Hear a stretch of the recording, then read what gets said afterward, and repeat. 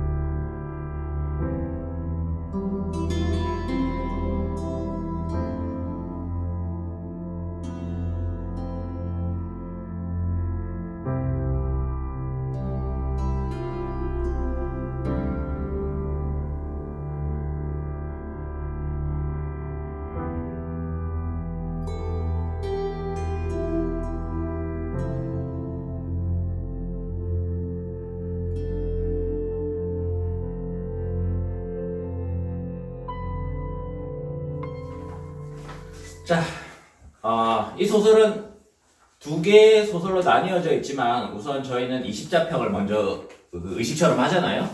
그래서 이 소설 전체에 대한 20자평을 각각 들어보도록 하겠습니다. 자, 오늘은 먼저 가장 어린 막내 35살 박인성 문학평론가님부터 시작하겠습니다. 네, 저는 이 소설집에 대한 20자평을 이렇게 정리했습니다. 오늘을 기억하는 오늘의 방식. 얘기해주세요. 네, 이렇게 정리를 한 이유는 일반적인 소설이 사실 그 기억이라고 하는 거를 활용하는 방식은 시간을 좀 더 질서 정연하게 배치하는, 그래서 과거에서 현재로, 현재에서 다시 미래로, 이런 식의 이제 시간에 대한 활용 방식을 가지고 있는데, 이 소설 같은 경우에는 대단히 의식적으로 이 과거라고 하는 기억의 환기법을 뭔가 덩어리로 그냥 무질서하게 배치한 것 같은 느낌을 굉장히 강하게 주고요. 이게 일종의 뭐 아카이빙 하는 방식의 소설 방식일 수도 있고, 핵심은 이 오늘이라고 하는 시간의 감수성 안에서 과거를 그냥 지나간 시간으로서 받아들이는 것이 아니라 다시 오늘의 방식으로, 오늘의 기억으로 환기하는 방식이다. 그래서 오늘을 기억하는 오늘의 방식, 이렇게 정리를 해봤습니다. 오늘을 기억하는 오늘의 방식. 네, 그 다음에 우린 또 유림방송이라서 하지 마세요 그런 얘기. 아유 정말 심신경문 어떤 거 아니? 뭐라고 해. 유린 방송이라뇨. 응? 아무튼 저는 한마디로 정리하기가 조금 어려운데 그냥 그 황정은 식의 82년생 김지영이라고 정리했습니다.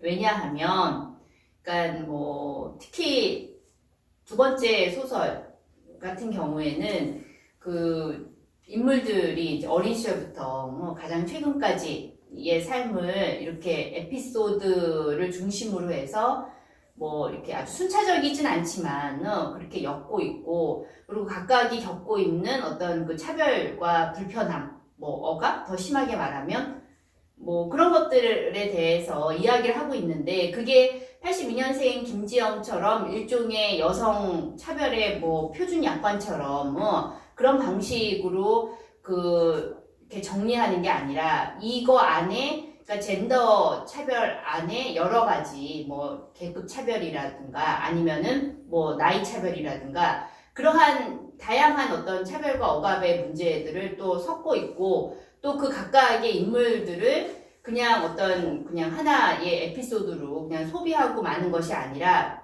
그냥 이 인물들을 그렇게 쭉 따라가면서 자기 부모도 그렇고 뒤에서 그 뒤에 나온 여소녀도 그렇고 거기에 나오는 여동생이랑 그다음에 자기 동거인에 대해서도 그렇게 이제 쭉 따라가는데, 물론 그것이 이제 순차적이거나 뭐 그런 방식은 아니죠.